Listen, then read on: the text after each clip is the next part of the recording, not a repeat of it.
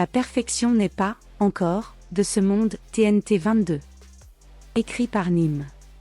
Il est important de remarquer ici que quand je dis qu'une chose passe d'une moindre perfection à une perfection plus grande, ou réciproquement, je n'entends pas qu'elle passe d'une certaine essence, d'une certaine forme, à une autre. Supposez, en effet, qu'un cheval devienne un homme ou un insecte, dans les deux cas, il est également détruit. J'entends par là que nous concevons la puissance d'agir de cette chose, en tant qu'elle est comprise dans sa nature, comme augmentée ou diminuée.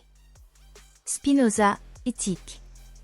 La création, en tant que résolution du chaos, est en quelque sorte instantanée, et c'est proprement le fiat lux biblique, mais ce qui est véritablement à l'origine même du cosmos, c'est la lumière primordiale elle-même, c'est-à-dire elle, esprit pur, en lequel sont les essences de toutes choses, et à partir de là, le monde manifesté ne peut effectivement qu'aller en s'abaissant de plus en plus vers la matérialité.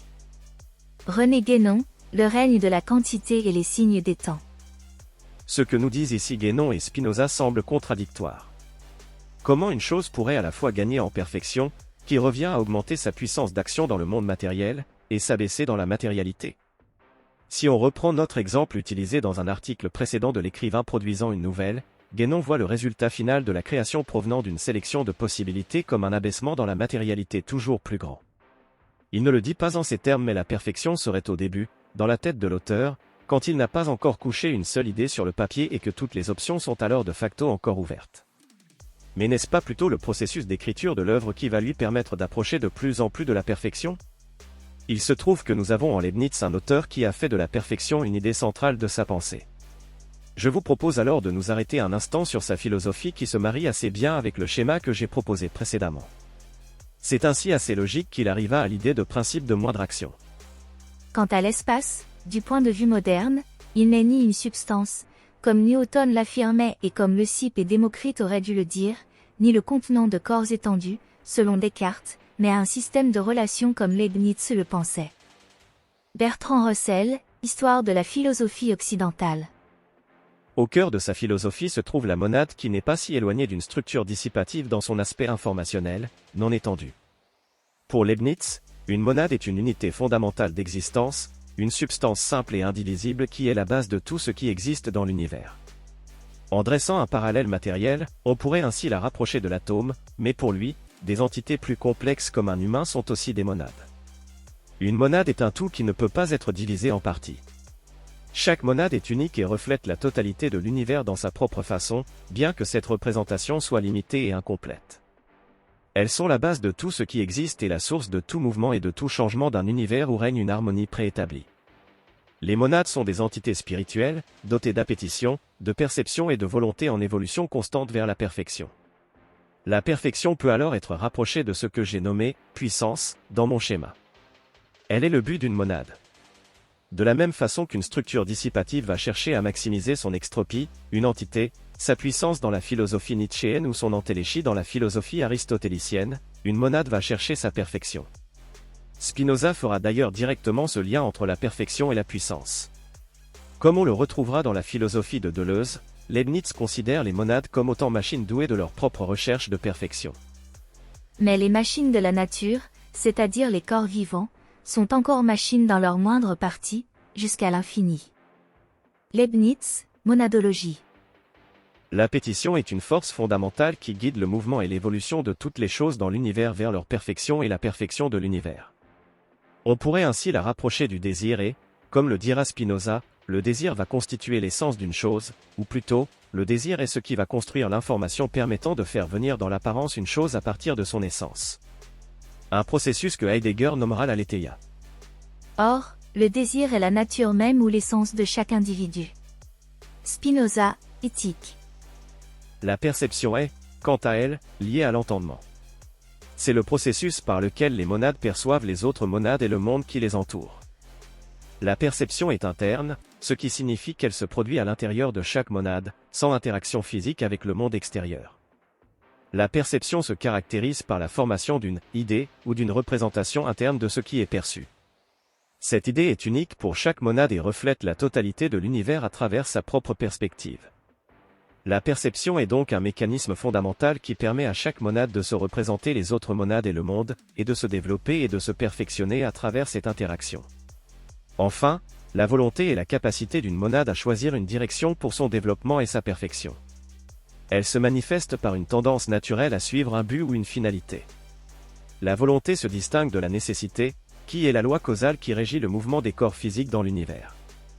Les monades sont libres dans le sens où elles peuvent choisir leur propre direction de développement, mais en même temps, elles sont soumises à la volonté divine de créer le meilleur des mondes possibles.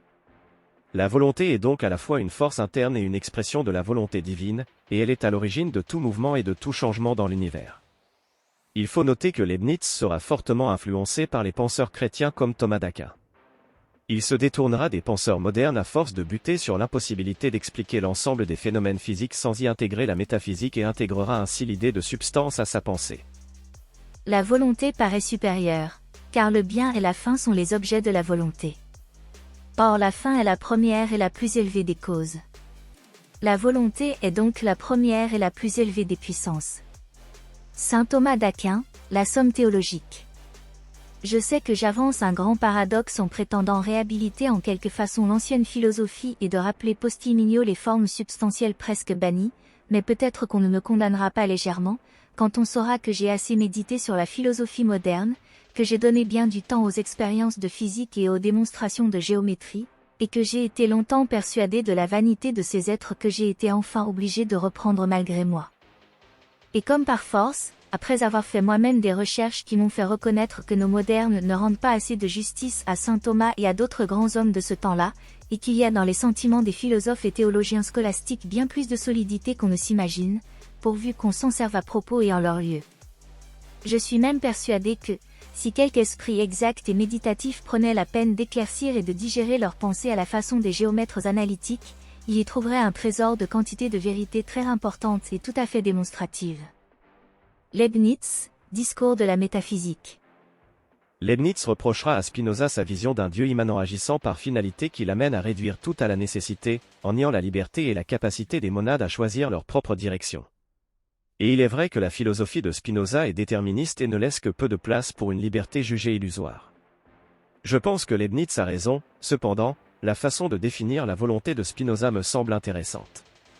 Elle constitue pour lui une faculté de trancher entre ce que l'on tient pour vrai ou pour faux, guidant ainsi le comportement, donc de choisir une direction comme le présente Leibniz. Pourquoi choisir une direction plutôt qu'une autre? Pour Leibniz, la réponse est la perfection, mais pour Spinoza, il n'y a pas de cause finale. Nous avons montré, en effet, dans l'appendice de la première partie, que la nature n'agit jamais pour une fin. Cet être éternel et infini que nous nommons Dieu ou nature agit comme il existe, avec une égale nécessité. La nécessité qui le fait être est la même qui le fait agir. Propos. 16, par 1. La raison donc ou la cause par laquelle il agit, et par laquelle il existe, est donc une seule et même raison, une seule et même cause. Or, comme il n'existe pas à cause d'une certaine fin, ce n'est pas non plus pour une fin qu'il agit. Il est lui-même le principe de l'action comme il est celui de l'existence, et n'a rien à voir avec aucune fin. Baruch Spinoza, Éthique. Mais, avant d'aller plus loin, il faut noter ici que par volonté j'entends la faculté d'affirmer ou de nier, et non le désir, j'entends, dis-je, la faculté par laquelle l'âme affirme ou nie ce qui est vrai ou ce qui est faux, et non celle de ressentir le désir ou l'aversion. Baruch Spinoza, Éthique. La dernière notion fondamentale de Leibniz, qui va me permettre de mettre en avant comment Leibniz aurait pu s'approcher d'un principe de moindre complexité, est ce qu'il nomme la variété. Pour Leibniz, la variété désigne la richesse et la diversité de l'existence, toutes les différences et les particularités des choses dans l'univers. La variété est ce qui distingue les monades les unes des autres, et c'est ce qui rend l'univers intéressant et complexe. La variété découle donc du principe de fragmentation que nous avons identifié dans un article précédent. C'est par ce principe que l'univers va passer d'une unité à une multitude d'entités formant sa variété. Dans la philosophie de Leibniz, la variété est aussi ce qui permet à chaque monade de se développer et de se perfectionner, en interagissant avec les autres monades et en acquérant de nouvelles connaissances. Enfin, la variété est ce qui permet à Dieu de créer le meilleur des mondes possibles, en utilisant toutes les différences et les particularités des choses pour créer un univers harmonieux et complet. La variété est alors intimement liée à la complexité. Leibniz dira alors que le monde doit avoir autant de variété qu'il est possible, mais avec le plus grand ordre qui se puisse, car c'est là le moyen d'obtenir autant de perfection qu'il se peut. Ainsi, en introduisant une condition, un but, à la maximisation de la variété visant à obtenir le plus grand ordre possible, Leibniz parle indirectement de la nécessité d'une moindre variété car un ordre avec une variété superflue serait moins parfait. Alors la perfection elle-même devrait tout simplement être comprise comme la moindre action, la moindre information et la moindre complexité. Il en était d'autant plus proche qu'il avait bien compris, en s'appuyant sur Dieu et sa théodicée, que ce dernier faisait le monde en procédant à des changements, selon le principe du meilleur, et que chaque chose devait son existence à une raison suffisante. C'est cela qui lui vaudra les railleries de Voltaire qui le dépeindra sous les traits de son personnage Pangloss qui pense que tout est pour le mieux dans le meilleur des mondes possibles, et que si l'on observe des atrocités c'est qu'il doit bien y avoir une raison suffisante à cela. L'information est évidemment absente de la philosophie de Leibniz mais il aurait pu expliciter clairement une idée de moindre substance et de moindre variété. Il n'en reste pas moins que Leibniz est un des plus grands penseurs de l'histoire occidentale et qu'il a réussi cela en dépassant les pensées modernes qui commençaient à imprégner son temps et je lui emprunterai certains termes que je conserverai dans mon schéma dans le futur. Il y a en Dieu la puissance, qui est la source de tout, puis la connaissance qui contient le détail des idées, et enfin la volonté, qui fait les changements ou productions selon le principe du meilleur. Leibniz, monadologie. Les principes conjugués de moindre action, moindre information et moindre complexité vont alors permettre de faire tendre le système vers son perfectionnement génération après génération. Si ces principes ne sont pas respectés alors le système périclite tout simplement. Il ne sera pas sélectionné et disparaîtra. Alors, est-ce que cela témoigne d'une théodicée comme le dira Leibniz? Je ne sais pas mais à tout le moins on peut y voir chez lui une téléologie. Est-ce que cela fait tendre l'univers vers un plus grand ordre et une plus grande perfection? Il n'y a rien de moins sûr puisque ces structures ordonnées pourraient au contraire accélérer la production d'entropie amenant l'univers à sa mort thermique. Quels sont les problèmes de la philosophie de Leibniz? Il n'a connaissance ni de l'information ni de l'évolution et doit ainsi faire reposer sa vision du monde sur un Dieu ayant choisi la meilleure version du monde possible. Il parle de perfection mais cette dernière ne peut que représenter un état de développement maximal d'une monade, là où une vision évolutionniste lui permettrait de voir un homme inachevé se perfectionnant génération après génération. Chez Leibniz, l'homme n'est pas perfectible. Il est un produit de Dieu qu'il a inséré au sein d'une harmonie préétablie et qu'il a doté de la capacité d'entendement lui conférant la possibilité de connaître Dieu par l'exercice de la raison. Mais peut-on vraiment connaître Dieu ou ce dernier est-il au-delà de l'entendement et en dehors du champ de la connaissance? Et si, comme Henri Atlan propose de la décrire, la complexité peut se mesurer par la fonction h de la théorie de l'information de Shannon qui détermine l'entropie d'un système, c'est-à-dire comme le degré d'information qui manque encore pour décrire complètement le système, alors pourrait-on mesurer combien d'informations seraient encore nécessaires avant d'avoir une compréhension entière de ce qu'est Dieu? En d'autres termes, pourrait-on mesurer le chemin qui nous reste pour atteindre la perfection? Dernier point que soulève Bertrand Russell mettant en avant un problème des philosophies de système ne partant pas de l'empirisme, la philosophie de Leibniz demande d'admettre que tout n'est pas matériel et qu'en dernier lieu, la réalité peut être appréhendée comme composée de parties non étendues.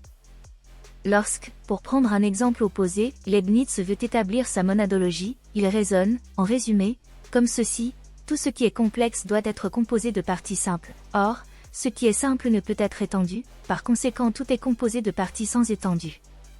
Mais ce qui n'est pas étendu n'est pas matière, par conséquent ce qui constitue, en dernier lieu, les objets, n'est pas matériel et si ce n'est pas matériel, il faut donc que ce soit mental. Par conséquent, une table est réellement une colonie d'âmes. Bertrand Russell, Histoire de la philosophie occidentale. On peut reformuler cela ainsi aujourd'hui à l'heure de la mécanique quantique et de l'information, est-ce que l'information pourrait être la seule chose de fondamentale dans l'univers qui génère la réalité? Nous nous pencherons sur la question. En attendant, on peut ajouter l'idée de perfection à notre schéma.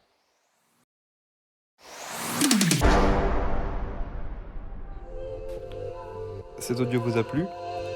Abonnez-vous à notre chaîne afin de recevoir tout notre contenu et soutenez-nous sur Tipeee, le lien est dans la description.